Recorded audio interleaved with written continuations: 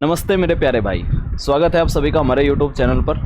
आप जानते हो एनटीपीसी की एग्ज़ाम डेट आ चुकी है। 5 जून से आपके एग्ज़ाम शुरू हो रहे हैं और जो मैंने प्रैक्टिस सेट की ये सीरीज चला रखी थी, इसको कंटिन्यू करते हैं। अब मैं आप लोगों को प्रैक्टिस सेट प्रोवाइड करूंगा। आज के इस प्रैक्टिस सेट में टोटल हम 25 सवाल करेंगे। बहुत अच्छे लेवल के सवाल है और ऐसे ही सवाल आपको पेपर में देखने को मिलेंगे। 1 बाय 1 सारे सवालों को प्रैक्टिस करके जाना। इजी टू मॉडरेट सवाल रहेंगे हमारे इसमें प्रैक्टिस सेट में, और बिल्कुल ऐसे ही सवाल मिलेंगे आप लोगों को आपके ओरिजिनल एग्जाम में भी। तो इस वीडियो को कंप्लीट देखना, सारे 25 सवालों को कंप्लीट करना, और आगे जो प्रैक्टिस सेट मैं आप लोगों को प्रोवाइड करूंगा, अगर आप उनको एक सिस्टमेटिकली वे में देखना चाहते हो तो फ्री कोर्सेज हमारा एप्लीकेशन डाउनलोड कर लेना, ST campus app Google play store से। यहाँ फ्री कोर्सेज वाला जो फोल्डर है, इसमें आपको कुछ फ्री कोर्सेज मिल जाएंगे और साथ ही साथ ई बुक्स में आपको बुक्स वगैरह मिल जाएगी। और अगर आपको टेस्ट वगैरह देने हैं तो इस फ्री टेस्ट में आपको फ्री टेस्ट मिल जाएंगे जो हमारी तरफ से प्रोवाइड होते हैं। तो ये ऐप ज़रूर डाउनलोड कर लेना आप लोग।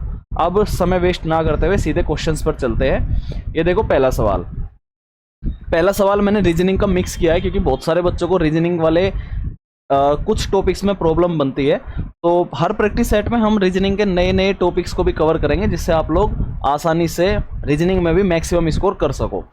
30 सवाल आ रहे हैं आपके मैथ्स और रीजनिंग में, और 40 सवाल जीके जीएस में। जीके जीएस का मेन रोल रहेगा आपको मेरिट निकलवाने के लिए।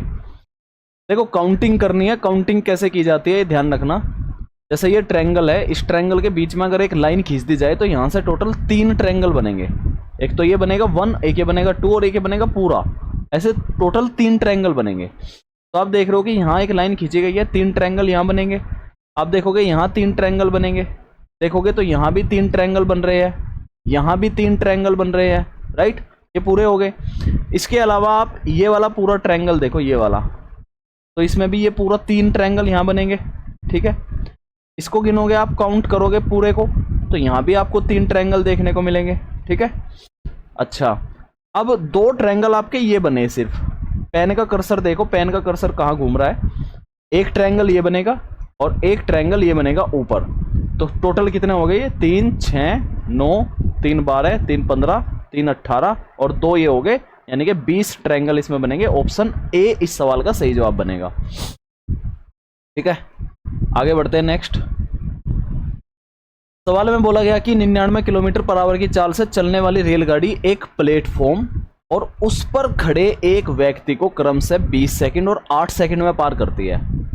कंसेप्ट आप जानते हो कि जब एक ट्रेन किसी आदमी को या किसी खंबे को पार करेगी तो ट्रेन की लंबाई ही डिस्टेंस बन जाती है, ठीक है। पहला कंसेप्ट ये है।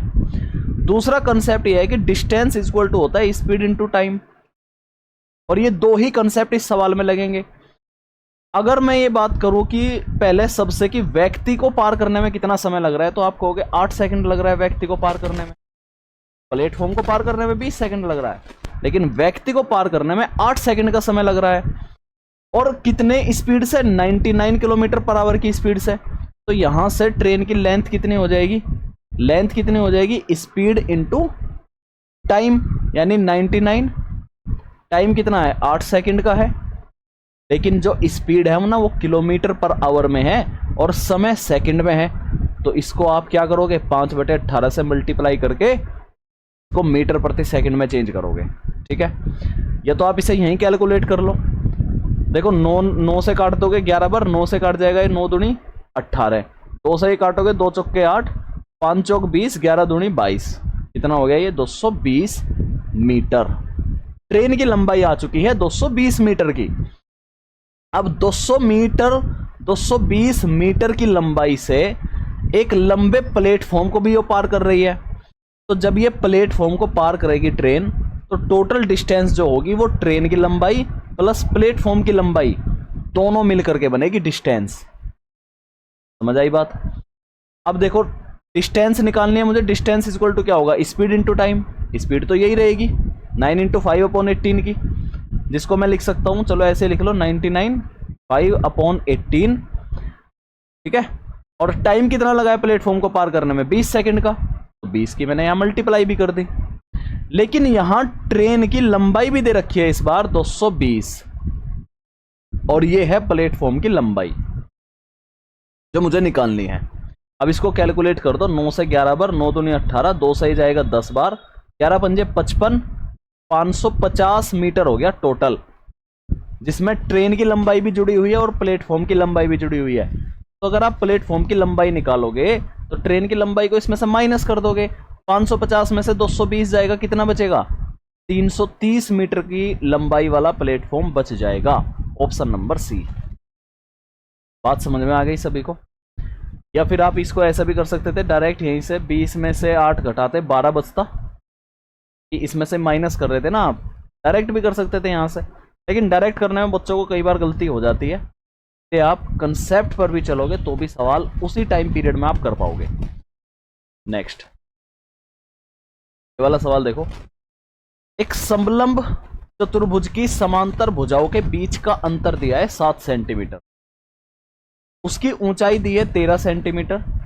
यदि समलंब चतुर्भुज का क्षेत्रफल दिया है 292.5 सेंटीमीटर स्क्वायर, तो लंबी समांतर भुजाओं का लंबाई क्या होगी? जो सबसे लंबी भुजा है उसकी लंबाई आपसे पूछी है सवाल में। तो सबसे पहले तो आप ये जानो कि समलंब चतुर्भुज होता है ये, दो भुजा तो समानांतर होती है और दो भुजा समानांतर नहीं होती। समलंब चतुर्भुज का अगर एरिया निकालना हो तो फॉर्मूला होता है 1/2 समांतर भुजाओं का जोड़, याद रख लेना इसको, समांतर भुजाओं का जोड़ और गुणा में ऊंचाई, ये होता है एरिया। और ये दिया है मुझे किसके इक्वल? 292.5 के। ठीक बात है। समांतर भुजाओं के जोड़ में एक बात कही है इन्होंने कि इनके बीच में अंतर 7 सेंटीमीटर का है, यानी अगर एक भुजा x है तो दूसरे वाली x + 7 है। आप बिना x माने भी कर सकते हो, डायरेक्ट ऑप्शन से भी कर सकते हो। ठीक है, अच्छा ध्यान से देखो जरा, समांतर भुजाओं का जोड़ अगर मैं निकाल रहा हूं, यानी x में x + 7 निकाल रहा हूं, तो कितना बनेगा? 2x + 7 बनेगा। तो मैं कहूंगा कि 1/2 2x + 7, और ऊंचाई दी है 13 सेंटीमीटर, जो कि है 292.5 के। अब यहां से इसको कैलकुलेट करोगे तो 13 दूनी 26, 3 बचेंगे, फिर 13 दूनी 26, बचेंगे 13 पंजे 65, 22.5 आ चुका है। इस 2 की इधर क्रॉस मल्टीप्लाई करोगे 22.5 में तो 45 आएगा, 45 कितना आ जाएगा? 45। ये हटा दो 1/2। अब 45 में से ये 7 माइनस करोगे आप, 45 में से 7 माइनस करोगे तो कितना बचेगा? 38 बचेगा, 38। ठीक है, 2x की वैल्यू 38 आ चुकी है, x की वैल्यू आ चुकी है 19, और 19 में आप 7 जोड़ दोगे तो आंसर आएगा 26, क्योंकि उसने सबसे लंबी भुजा पूछा था। सीधा एक फॉर्मूला लगाया, फॉर्मूले में कंसेप्ट लगाया, सीधे ऑप्शन से भी कर सकते हो आप, या फिर आप डायरेक्ट यहां पर ये देखो सबसे लंबी भुजा ये पूछी है। हाँ, डायरेक्ट तो नहीं हो पाएगा, डायरेक्ट नहीं हो पाएगा, लेकिन ऑप्शन से हो जाएगा। ठीक है, नेक्स्ट बढ़ेंगे। अगला सवाल देखो, दो सकेंद्रित वृत्तों में से सबसे पहले जानो सकेंद्रित वृत्त क्या होते हैं। सकेंद्रित वृत्त होते हैं ऐसे दो वृत्त जिनका एक ही केंद्र बनता हो, दो वृत्तों का सकेंद्रित वृत्त हो गया। इसमें बड़े वृत्त की जीवा की लंबाई दी है भाई 30 सेंटीमीटर। अब बड़े वृत्त की जो जीवा होगी वो छोटे वाले की स्पर्श रेखा भी बनेगी, बोला भी है इसने छोटे वृत्त की स्पर्श रेखा है। और छोटे वाले की जो स्पर्श रेखा है, अगर मैं इस पर यहाँ एक परपेंडिकुलर लंबाई खींच दूं, यानी एक त्रिज्या खींच दूं अगर मैं इसकी, तो वो इसको हाफ हाफ डिवाइड कर देगा, 15-15 में डिवाइड कर देगा जीवा को। सवाल में आगे कहा दोनों वृत्तों के बीच का वलयाकार भाग का क्षेत्रफल बता दो। वलयाकार भाग मतलब ये वाला जो एरिया बचा है खाली, इसका एरिया निकालना है आपको। ठीक है, कैसे निकलेगा ये वाला एरिया? ध्यान से देखो, अगर मैं इसको कैपिटल R बना लूं, यानी कि इसके बड़े वाले वृत्त की त्रिज्या बना लूं और ये छोटे वाली त्रिज्या की बना लूं, ये जो डिफरेंस होगा ये होगा बड़े वाली त्रिज्या में से छोटे वाली त्रिज्या को घटाना, तभी तो ये वाली डिफरेंस आएगी निकल के, ये वाली, राइट, एरिया का डिफरेंस निकल के आएगा। और मुझे एरिया निकालना है तो एरिया हो जाएगा पाई r - r का होल स्क्वायर। क्या तो होता है पाई r स्क्वायर। अच्छा, अब जो ये 15 है, अगर इसमें आप पाइथागोरस लगाओगे तो क्या ये r - r का ही स्क्वायर नहीं है क्या? ओके सर बिल्कुल, ये आर माइनस आर की वैल्यू दे रखी है 15। 15 का स्क्वायर करोगे कितना आंसर आएगा? 225 पाई। क्या भाई? 225 पाई। ठीक है भाई, ओके नेक्स्ट बढ़ते हैं। अगला सवाल, एम ने साधारण ब्याज की 6% प्रति वर्ष की दर पर 4 वर्षों के लिए 72,000 रुपए की धनराशि ली। 4 वर्षों के लिए है तो 4 छिक्की 24% का ब्याज मिलेगा।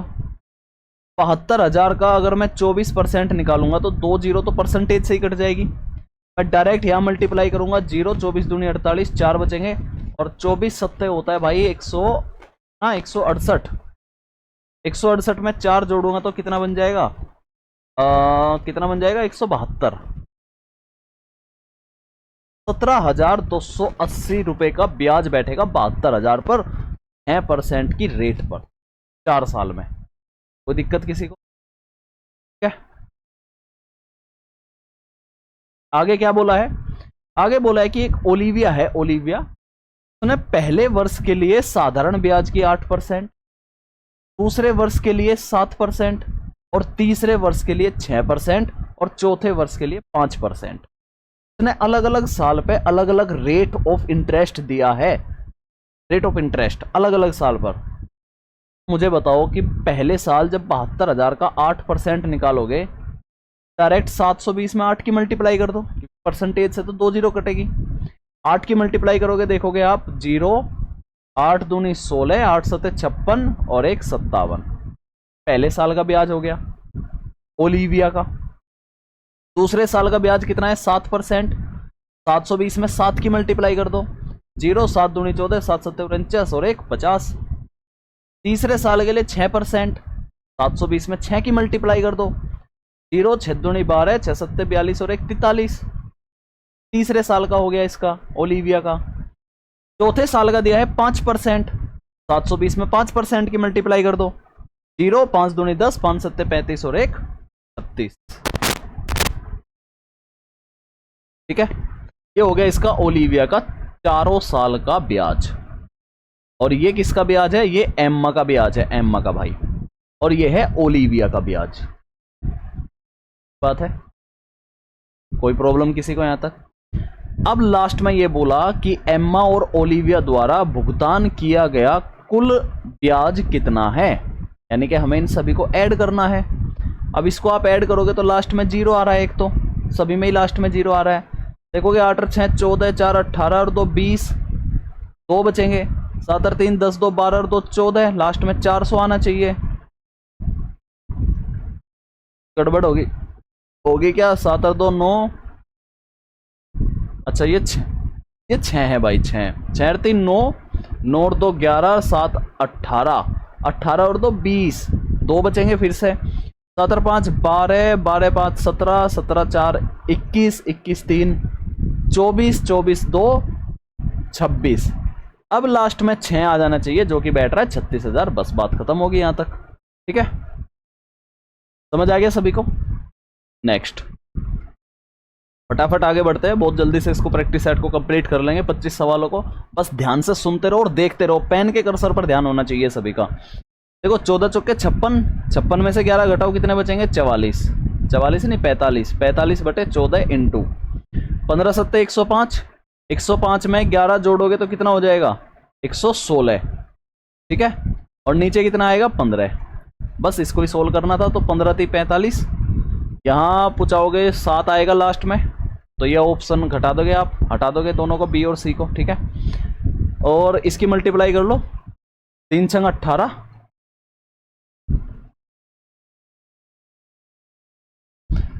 15 सत्ते 105, हाँ 2 से कटेगा ना ये, 2 पंजे और 2 अट्ठे 16, 3 अट्ठे 24, लास्ट में यूनिट डिजिट 4 आना चाहिए। ये भी खत्म हो गया, ए ऑप्शन बनेगा हमारे सवाल का सही जवाब। बहुत बढ़िया। नेक्स्ट, ये वाला सवाल देखो। सवाल में बोला गया कि ए और बी की चाल का अनुपात दिया है 14 और 11। ये भाई ए है, ये भाई बी है, रेशो है चाल का। अब उसने ये कहा यदि बी 125 मिनट में 100 किलोमीटर की दूरी तय करता है, ये मिनट दिया हुआ है, ये किलोमीटर दिया हुआ है, इस बात का भी ध्यान रखना है हमें। मीटर पर सेकंड में कन्वर्ट करो या फिर किलोमीटर प्रति घंटे में कन्वर्ट करो। तो मैं पहले इसको घंटे में कन्वर्ट कर देता हूं। 125 मिनट को घंटे में कन्वर्ट करोगे तो 60 से डिवाइड करोगे, ठीक है। ये हो गया आपका घंटा 125/60। इसको आप यहां भी कैलकुलेट कर सकते हो, अदरवाइज डायरेक्ट ही सोल्व कर लो। तो क्या आप यहां से बी की स्पीड नहीं निकाल सकते क्या? स्पीड क्या होती है? डिस्टेंस अपॉन टाइम, यानी कि 100/125 और ये 60 चला जाएगा ऊपर, ठीक है। 25 पंजे 125, 25 चौके 100, 12 पंजे 60, 12 चौक 48। बी की स्पीड आ चुकी 48। लेकिन रेशो में ये कहा कि जो बी की स्पीड है भाई वो 11 है सिर्फ, यानी 11 की वैल्यू ही 48 है। अगर मैं यहां से 1 की वैल्यू निकालूं तो कितनी आएगी? 48/11 आएगी, ठीक है। क्लियर है बात? अब आगे ये बोला कि ए 110 मिनट में कितनी दूरी तय करेगा। 110 मिनट, इसको भी घंटे में कन्वर्ट करोगे तो 60 से डिवाइड करोगे, यानी 11/6 घंटे बन गया ये, 11/6 घंटे। डिस्टेंस इज इक्वल टू क्या होगा? Speed into time. स्पीड का रेशो कितना है ए का? 14 के साथ में इस एक यूनिट की मल्टीप्लाई भी होगी, क्योंकि ये तो रेशो दे रखा है। तो आपको हो गया सर 48 इंटू 11, और फिर टाइम की मल्टीप्लाई करेंगे तो 11 इंटू 6। यहां से डिस्टेंस निकलेगी, देखो 11 से 11 खत्म है, 8 6 48 और 14 8 112। Option number A. समझ आ गया सभी को? नेक्स्ट बढ़े, ये वाला सवाल देखो। एक 16 सेंटीमीटर लंबी जीवा पी के द्वारा एक वृत्त के केंद्र पर अंतरित कोण है 60 डिग्री का। आपको बताना है वृत्त का व्यास कितना होगा। देखो पहले एक सर्किल बना लेते हैं, ये सर्किल है और इस सर्किल के सेंटर पर एक जीवा है जो 60 डिग्री का एंगल बनाती है। ये जीवा हो गई, और मान लो यहां इसका सेंटर पड़ता है यहां, ठीक है। यहां कितना कोण बन रहा है? 60 डिग्री का बन रहा है, पहली बात। दूसरी बात ये जानो कि ये भी इसकी रेडियस है और ये भी इसकी रेडियस है। जब रेडियस इक्वल होती है किसी भी ट्रायंगल की, जब दो साइड इक्वल होती है तो उनके आमने सामने के एंगल भी इक्वल होंगे, दूसरी बात। तीसरी बात ये जानो कि किसी भी ट्रायंगल के तीनों एंगल का जोड़ 180 डिग्री होता है। अगर उसमें से एक 60 डिग्री है और ये दोनों इक्वल है तो ये भी 60 डिग्री के होंगे, राइट। अब जब तीनों ही एंगल इक्वल होंगे तो यानी ये जो हमारा ट्रायंगल है ये बन चुका है एक समबाहु त्रिभुज, इसकी सारी भुजाएं इक्वल हो। और ये वाली साइड कितनी दी है? 16 सेंटीमीटर, तो ये भी 16 सेंटीमीटर होगी और ये भी 16 सेंटीमीटर होगी। सवाल में आपसे कहा है वृत्त का व्यास बता दो। ये रेडियस अगर 16 है तो व्यास हो जाएगा 32 सेंटीमीटर। ऑप्शन नंबर C4 कातिलाना अंदाज। नेक्स्ट ये वाला सवाल पढ़ो भाई। 7.2 सेंटीमीटर लंबाई और 4.4 सेंटीमीटर चौड़ाई वाले, लंबाई कितनी दी है? 7.2, चौड़ाई कितनी दी है? 4.4 सेंटीमीटर। आयताकार सीट के एक टुकड़े से बेलन का निर्माण इस प्रकार किया जाता है कि बेलन की ऊंचाई आयताकार सीट की लंबाई के बराबर है। समझो ध्यान से, मान लो कि यह आयताकार सीट है, आयताकार सीट की लंबाई है 7.2 सेंटीमीटर और ये इसकी चौड़ाई है 4.4 सेंटीमीटर। अब इसी सीट को मोड़ करके, ऐसे मोड़ करके, इसी सीट को मोड़ करके एक बेलन बनाया जाता है भाई। ऐसे मोड़ेंगे तो ये बेलन बन जाएगा। अब मुझे एक बात बताओ, जब आप इस चौड़ाई के अनुदिश इसको मोड़ोगे तो ये जो चौड़ाई है इसकी परिधि का काम करेगी सर्किल के, ठीक है। सर्कल की परिधि क्या होती है? 2πr = 4.4। और यहां मैंने तुम्हें समझा रखा है कि कुछ स्टैंडर्ड वैल्यूज आप याद कर लो कि जब परिधि 44 होती है तो रेडियस आती है 7 सेंटीमीटर, और जब परिधि 4.4 होगी तो यहां से रेडियस कितनी आएगी भाई? 0.7 सेंटीमीटर आएगी। जबकि उसने ये बोला कि बेलन की जो हाइट है वो तो उसकी लंबाई के ही इक्वल है, 7.2 सेंटीमीटर है। अब हमारे पास सारी चीज आ चुकी। अब निकालना है बेलन का आयतन, जो कि होता है πr²h। अब इसमें वैल्यू रखो, पाई की वैल्यू 22/7, r² मतलब 0.7 × 0.7, और h कितना होगा? h दिया है 7.2। करोगे इसको कैलकुलेट 0.1। सबसे पहले आप इसमें मल्टीप्लाई कर लो, देखो कितना जाएगा। 7 दूनी 14, 7 सत्ते 49 और 1 50, 514 हो गया ये। 504 हो गया भाई, ठीक है। 504 में 22 की मल्टीप्लाई करोगे तो 22 चौके 88 और 22 पंजे 110। समझ आ गई बात। दशमलव कितने अंक छोड़ के छुटेगी, 1 2 3, 3 अंक छोड़ के दशमलव छोड़ोगे तो लगभग आ जाएगा 11.1, क्योंकि इसने दशमलव के एक स्थान तक ही पूछा है। 08 को मैं इधर 1 ऐड करके लिखूंगा तो ऑप्शन बनेगा सी, 11.1 सेंटीमीटर की क्यूब।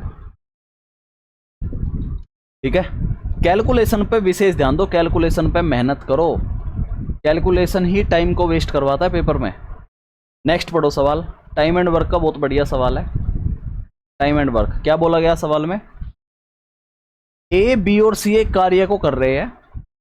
ए द्वारा 5 दिनों में किया गया कार्य बी द्वारा 6 दिनों में किए गए कार्य के बराबर है भाई। मतलब अगर मैं इसका रेशो निकालूं एफिशिएंसी का रेशो निकाल लेते हैं। अगर मान लो मैं ए और बी का निकालूं तो इसका 5 दिनों का किया गया काम 6 दिनों के किए गए काम के बराबर है, तो 5-6 का रेशो ले लेता हूं मैं यहां पर। ठीक है, फिर सवाल में आगे बोला कि बी द्वारा 4 दिनों में किया गया कार्य सी द्वारा 9 दिनों में किए गए कार्य के बराबर है। 3 लोग हैं, बी और सी का रेशो निकालूंगा तो कितना आएगा, 4 और 9 का रेशो आएगा। क्लियर, ठीक है। अच्छा जी, अब ध्यान से देखो भाई, अगर मैं इसके रेशो को इक्वल करूं, इसको रेशो को इक्वल करूं तो कैसे करते हैं, ऐसे मल्टीप्लाई कर देंगे। कितना बनेगा, 5 चौक 20, 6 चौक का 24 और 9 छिक्की 54। ठीक है, क्लियर है बात। अब 4 4 8 5 और 2 7, 7 और 2 9,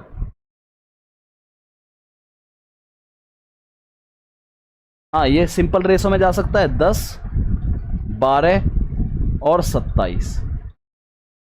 ये देखो 10 12 और 27, 2 से डिवाइड कर दिया मैंने इसको। ये रेशो आ चुका ए रेशो बी रेशो सी, मैंने इसको रेशो में कन्वर्ट कर लिया सारे को। अब आगे पढ़ो, सवाल में बोला गया यदि ए को अकेले कार्य करते हुए कार्य को पूरा करने में लगते हैं 20 दिन। कितने दिन लग रहे हैं भाई, 20 दिन। तो एक साथ ए बी और सी को समान कार्य को पूरा करने में कितने दिन लगेंगे, ये पूछा है हमसे। अच्छा, ए का रेशो कितना है, 10 दिन का है, 10 दिन का। ए का रेशो अगर 10 दिन का है तो 200 बटे कितना आएगा, इसको ऐड करो, 7 और 2 9, 2 और 1 3 और 1 4,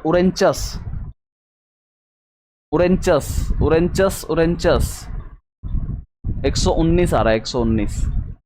119 कैसे बनेगा, नीचे यहाँ 19 आ रहा है, 17 आ रहा है जो कि मल्टीपल नहीं है, 119 आ रहा है। 49 का 119 मल्टीपल कैसे होगा,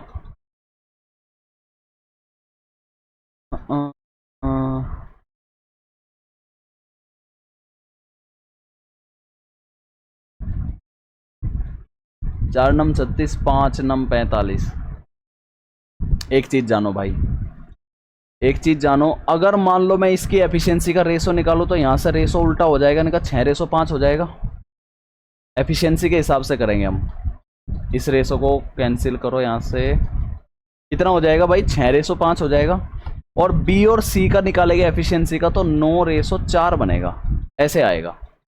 ये काम दिया है आपको दिन का, ए का और बी का दिन दिए है, ये हमें निकालनी है पहले एफिशिएंसी, तब होगा ये सवाल। ठीक है, दिन के आधार पर नहीं होगा, क्योंकि ए को काम करने में 20 दिन लगते हैं। पूरा काम तब निकलेगा जो वर्क होता है वो होता है एफिशिएंसी इनटू टाइम। ठीक है, तो हमने एफिशिएंसी निकाल ली यहां से, एफिशिएंसी का रेशो। अब इस रेशो को सही करो, देखो ये कितना बनेगा, 9 छिक्की 54, 9 पंजे 45 और 5 चौक 20। अब बनेगा ये सही। ध्यान से देखोगे तो 5 और 4 9, 5 और 4 9 और 2 11, 119 इनका जोड़ आ भी रहा है एक साथ जब काम कर रहे हैं। नीचे 119 आ रहा है ना, ठीक है, बढ़िया। अब हमसे ये कहा कि ए को अकेले कार्य करते हुए कार्य को पूरा करने में लगते हैं 20 दिन। ए कितनी एफिशिएंसी के साथ काम कर रहा है? 54 एफिशिएंसी के साथ। टोटल काम कितना हो जाएगा? 54 इंटू 20, यानी मल्टीप्लाई करोगे तो 0 2 चौक 8 2 पंजे 10, 1080 बनेगा भाई। कहा है सवाल में एक साथ ए बी और सी समान कार्य को पूरा कर रहे हैं, तो समान कार्य को एक साथ कर रहे हैं 119 एफिशिएंसी के साथ में, तो 119 से इसको आप डिवाइड कर दो। ठीक, लास्ट में मुझे 0 बनाना है। देखो अगर मैं 9 9 81, 81 में 8 जोड़ूंगा तो यहाँ लास्ट में 9 बनेगा, यूनिट डिजिट में 0 नहीं बनेगा, तो इसका मतलब ये ए ऑप्शन हट गया। यहाँ देखो 9 9 81, 81 में 9 जोड़ूंगा तो लास्ट में यूनिट डिजिट 0 आ गया, तो डी ऑप्शन से हमारी ये कैलकुलेशन बनेगी, ऑप्शन नंबर डी। ठीक है, बस आपको ये ध्यान रखना है कि यहाँ काम दिया था, इसको एफिशिएंसी वाले रेशो में कन्वर्ट करेंगे, जो कि दिनों का इनवर्सली प्रोपोर्शनल होता है, उसका उल्टा होता है। बहुत बढ़िया। नेक्स्ट, इस सवाल पर आओ। सवाल में कहा एक संख्या दी है आपको, इसमें से कौन सी छोटी संख्या घटाई जानी चाहिए ताकि परिणामी संख्या 3 से विभाजित हो जाए लेकिन 9 से विभाजित ना हो, जबकि दोनों का रूल यही है कि अंकों का जोड़ कट जाना चाहिए। तो कौन सी सबसे छोटी संख्या घटाऊं? ऑप्शन देखो, ऑप्शन में सबसे छोटी संख्या कितनी कौन सी दे रखी है? 1। पहले हम इसी पे ट्राई करते हैं। अगर मैं इस 6 में से 1 घटा दूं तो यहाँ कितना बचेगा? 5 बचेगा। अब रूल लगा दो अंकों के जोड़ वाला, तो देखो 5 और 3 8 और 8 16, ये 9 तो कट ही रहा है, 9 से भी कट रहा है, 3 से भी कट रहा है, 16 और 5 21, 21 21 7 28, 28 6 34, 34 और 8 42। अब अंकों का जोड़ आया है 42, जो कि 3 से तो कट जाता है लेकिन 9 से ये नहीं कटता, तो इसका मतलब हमारी सबसे छोटी संख्या 1 होगी, जिसको माइनस करने पर ये संख्या 3 से कट जाएगी लेकिन 9 से नहीं कटेगी। समझ गए भाई? नेक्स्ट बढ़े, ये वाला सवाल देखो।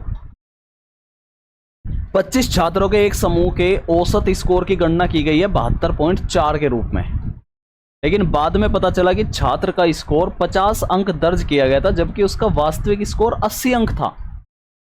मतलब उसका ज्यादा स्कोर था और उन्होंने कम दर्ज कर रखा था। अब कम दर्ज कर रखा था, इसी वजह से औसत कम रहा है। अगर उसका वास्तविक स्कोर जो कि बढ़ा हुआ है, हम उसी को नोट करेंगे तो औसत भी बढ़ जाएगा।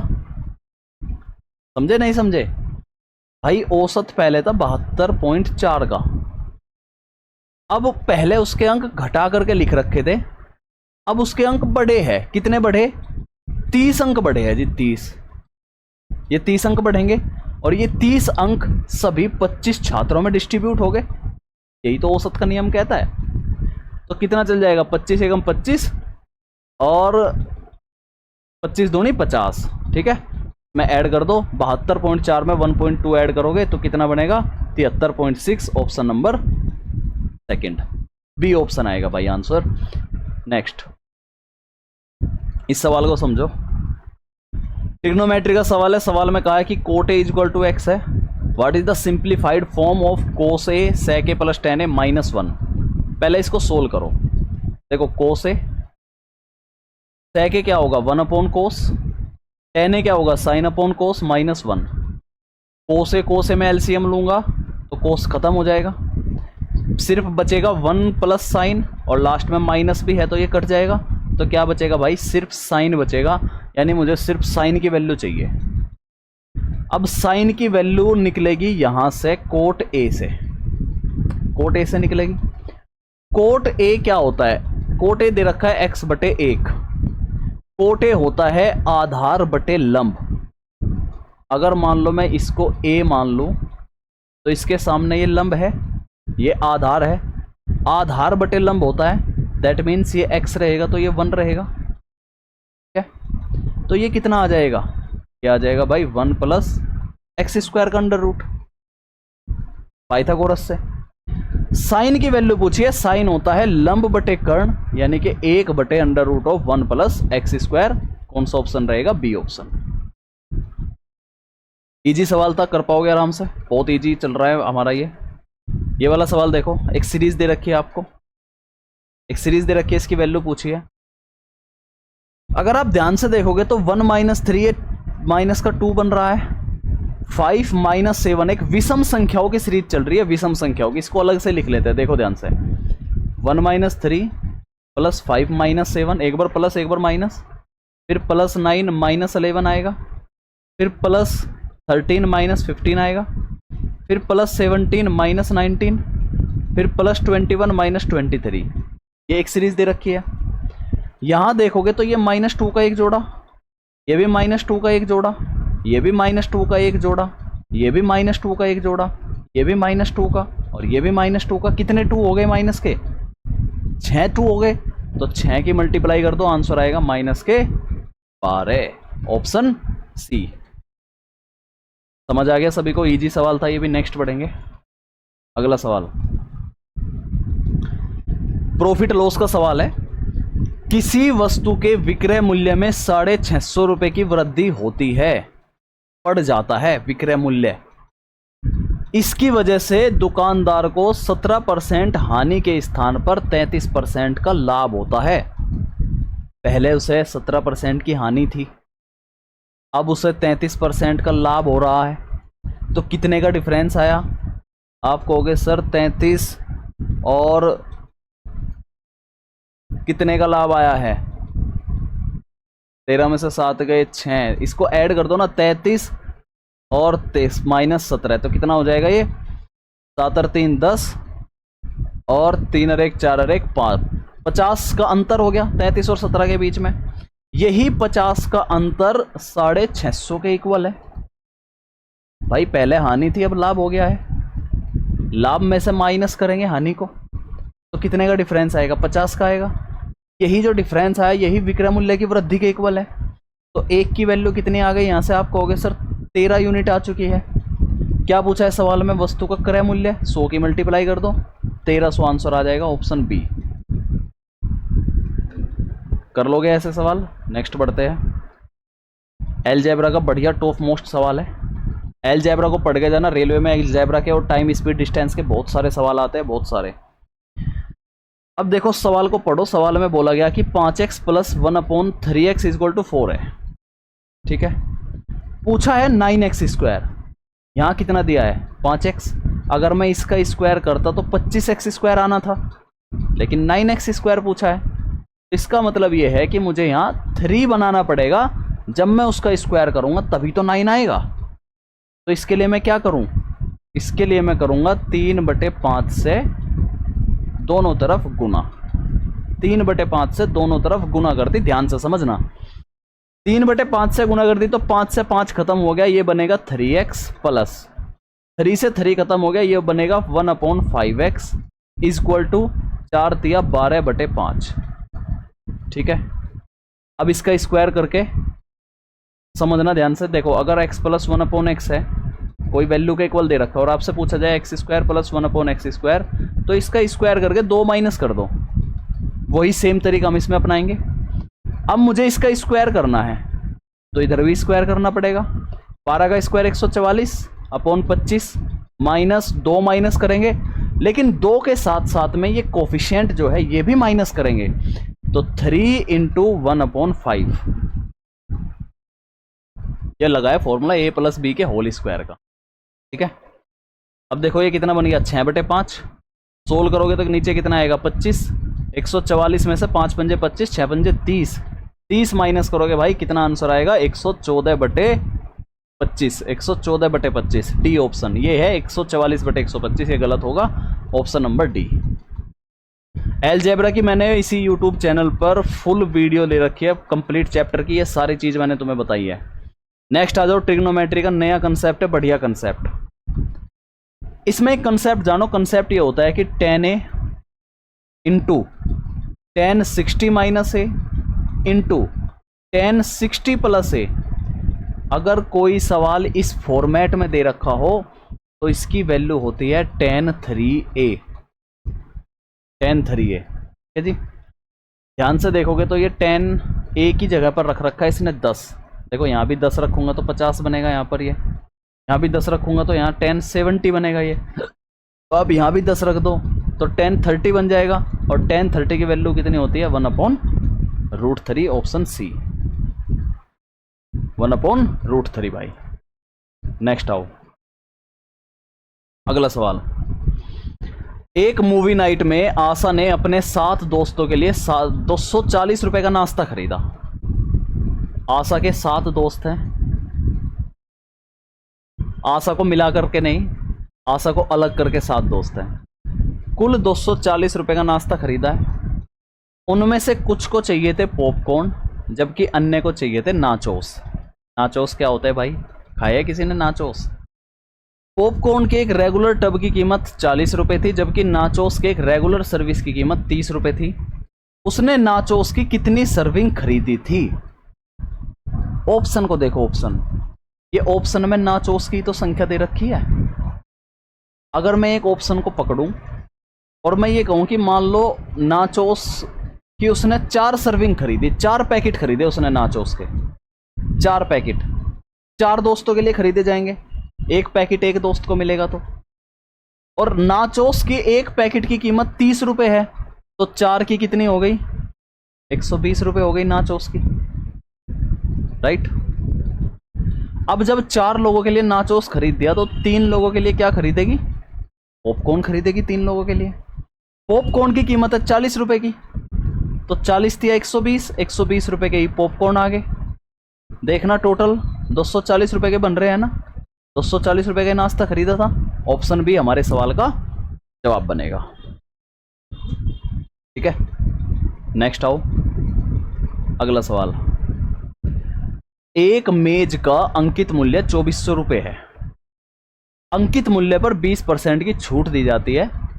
अब ग्राहक को कितनी अतिरिक्त छूट दी जानी चाहिए ताकि इसका जो निवल मूल्य है वो 1680 रुपए हो जाए? दशमलव के 2 अंकों तक निकालना है आपको बस ये। तो कैसे करोगे बताओ? मान लो कि अंकित मूल्य अगर 2400 रुपये है, उस पर 20% की छूट दी गई, छूट दे दी 20% की, 20% की छूट देगी तो इसका मतलब 80% में चीजें बेची गई होगी वो, राइट। 80% में बेची गई होगी तो परसेंटेज से 2 जीरो खत्म होगी। 1 जीरो और 8 की मल्टीप्लाई 24 में करोगे तो 8 चौक 32, 8 दूनी 16 और 3 19, 1920 रुपए में उसने वो बेची। लेकिन विक्रय मूल्य पड़ा है 1680 रुपए का, यानी अभी एक छूट और दी गई है, और जो वो छूट दी गई है वही आपसे पूछा है पेपर सवाल में। तो कितने रुपए की छूट दी गई होगी अभी? और इसमें से 1680 माइनस करोगे तो 0, 12 में से 8 गए 4, 8 में से 6 गए 2, यानी 240 रुपए की और छूट दी गई है अभी। ठीक है, कितने पर दी गई है? 1920 रुपए पर। तो 240 बटे 1920 और गुना में 100, यहां से निकलेगी आपकी परसेंटेज। देखो 0 से 0 खत्म है, राइट। क्या ये 192 दूनी चल रहा है क्या? 2 दूनी 4, 2 नम 18, 2 दूनी 4, 2 नम 18 और 2 एकम 2 एक 3, दूनी तो नहीं चलता भाई, ज़्यादा बैठ जाएगा। एक हम ही चलेगा सबसे पहले, 1 चलेगा पहले, 1 चला दो जी। ठीक है, चलाया 1 चलाया तो कितना बैठेगा? 10 में से 2 जाएंगे 8 और 13 में से 9 जाएंगे, बचेंगे भाई 4। 1 जीरो और उतारेंगे हम, 480। अब कितनी मारनी चल सकती है बोलो, कितनी चल सकती है? दूनी चल जाएगी अब, दूनी 384। 10 में से 4 जाएंगे 6, 17 में से 8 जाएंगे 9, 96 और 19 पंजे 95, यानी कि 12.5% आ चुका भाई, 12.5%। ए ऑप्शन इस सवाल का जवाब बनेगा। कैलकुलेशन को माइंड में करना सीखना पड़ेगा आप लोगों को। नेक्स्ट, अगले सवाल पर।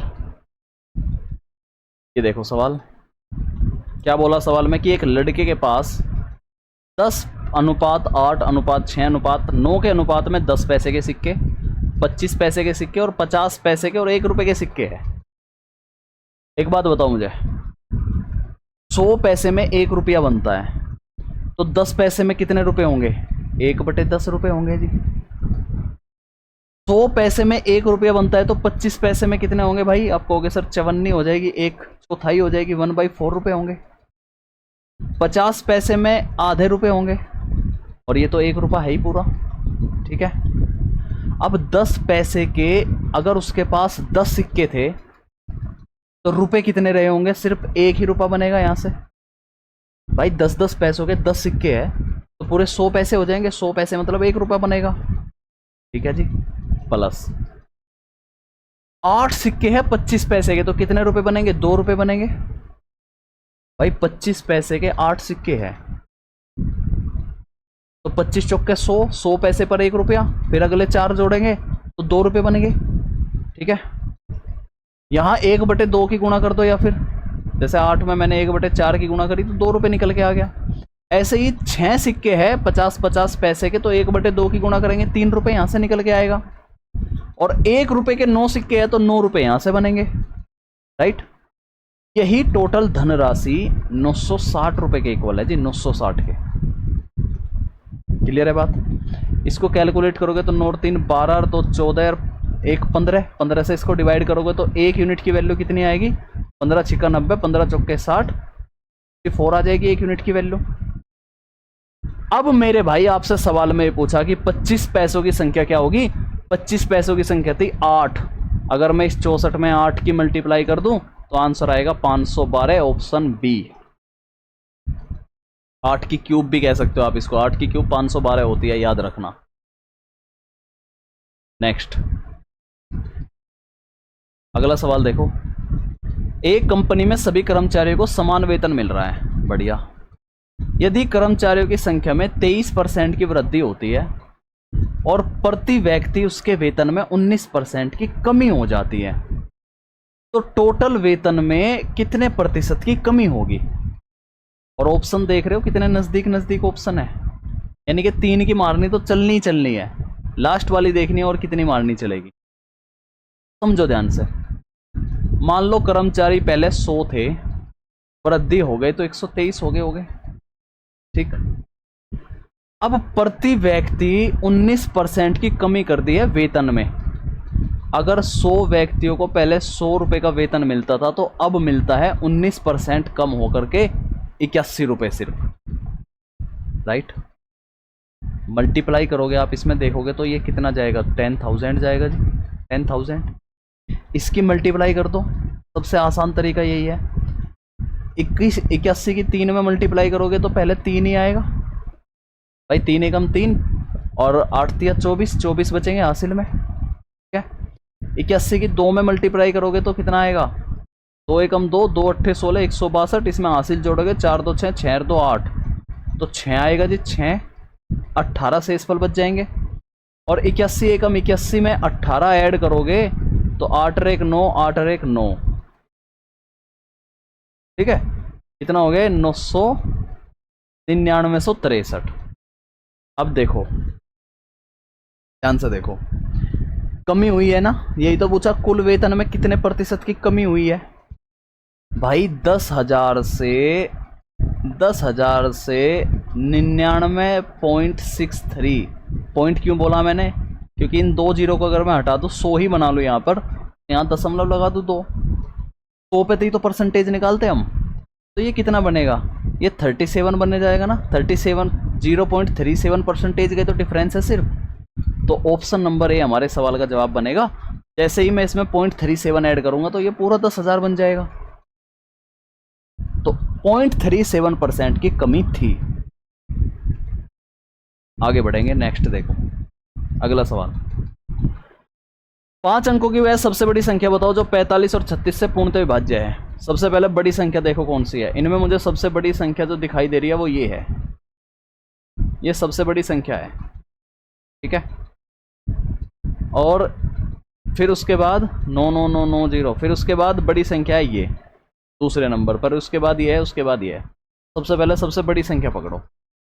अब इस सबसे बड़ी संख्या में बोला गया कि 45 और 36। 45 क्या होता है? 9 पंजे 45। 36 क्या होता है? 9 चौक 36, राइट। यानी ऐसी संख्या जो 9 से भी कटती हो, 5 से भी कटती हो और 4 से भी कटती हो। डी ऑप्शन को देखो, 9 से कट रहा है बिल्कुल, 5 से कट रहा है हाँ बिल्कुल, 4 से भी कटता है क्या? 4 से ये नहीं कटता। 4 से ये नहीं कटता, तो मैं कहूँगा डी ऑप्शन हमारे सवाल का जवाब नहीं बनेगा। अब ऑप्शन नंबर बी पे आओ। 9 से कट रहा है, हाँ जी कट रहा है। 5 से कट रहा है, हाँ जी कट रहा है। 4 से भी कट रहा है, लास्ट के 2 अंक 4 से कट रहा है, बिल्कुल कट रहे हैं सर, तो बी ऑप्शन आंसर बनेगा।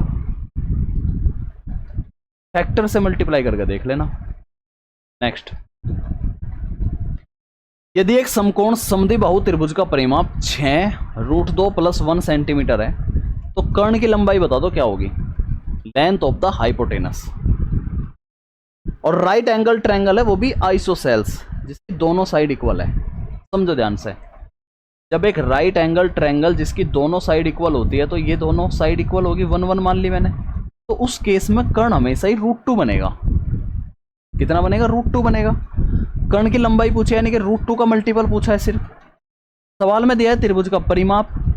परिमाप कितना बनेगा इसका देखना, 1 और 1 2 + √2। इसी की वैल्यू दे रखी है कितनी, 6√2 + 1। तो मैं एक काम करता हूं ना, मैंने इसमें पहले मल्टीप्लाई ऐसे नहीं हो पाएगी, चलो ऐसे लिख लेते हैं हम, 6√2 + 1। 1 यूनिट की वैल्यू निकालूंगा तो कितना आएगी भाई, 2 + √2 आएगी। 1 यूनिट की वैल्यू हो गई। और मुझे चाहिए कर्ण की लंबाई, यानी कि मुझे √2 से इसमें मल्टीप्लाई ऊपर नीचे नहीं, सिर्फ एक ही जगह √2 की मल्टीप्लाई करनी पड़ेगी। अब देखो इसमें मल्टीप्लाई करो, यहाँ करता हूँ मल्टीप्लाई ऊपर, इसमें मल्टीप्लाई करोगे आप तो कितना बनेगा, ये √2 की √2 में मल्टीप्लाई करोगे 2 2 6 12 प्लस √2 की 1 में करोगे √2 और 6 बाहर से भी आएगा तो 6√2, ठीक है।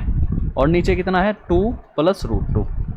अगर मैं यहाँ से 6 कॉमन ले लूँ तो अंदर 2 + √2 ही बचेगा, और नीचे भी 2 + √2 कट जाएगा, आंसर आएगा 6 सेंटीमीटर, ऑप्शन बी। वैसे यहीं से कट रहा था ये डायरेक्ट ही, यहीं 2 + √2 होना था, ये कट जाता डायरेक्ट, आंसर आता 6 सेंटीमीटर। ठीक है, इजी सवाल। नेक्स्ट बढ़ेंगे आगे, और यही था हमारे प्रैक्टिस सेट का आखिरी सवाल। पूरे 25 सवाल मैंने तुम्हें इस प्रैक्टिस सेट में कराए हैं। कैसा लगा आपको ये प्रैक्टिस सेट? उम्मीद करता हूँ अच्छा लगा होगा। वीडियो को लाइक करना ना भूले, डाउनलोड कर लेना ST कैंपस ऐप, उसमें हमारे टेस्ट, फ्री कोर्सेज और कुछ कोर्सेज आपको मिल जाएंगे। अगर आप तैयारी कर रहे हो SSC एग्जाम्स की, तो इस चैनल को सब्सक्राइब करना बिल्कुल ना भूलना। Thank you everyone.